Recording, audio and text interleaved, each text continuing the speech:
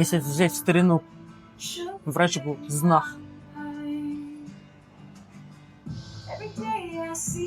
Только сейчас поняла, что знакарь — это знание Аха. Аха — это энергия первой чакры. Вот когда ты, если ты скажешь, где у тебя фет? Да. Ха. Вот это энергия первой чакры. Знахарь — это знание, вот эта энергия, где как раз и зажигается вот эта искра жизни. Ну, он и был в знахах тогда, он решил все. Он не разделялся. Обращая внимание на какие-то внешние факторы, но совершенно не смотрел на тело. Важно было обратить внимание на тело, а не на внешние факторы.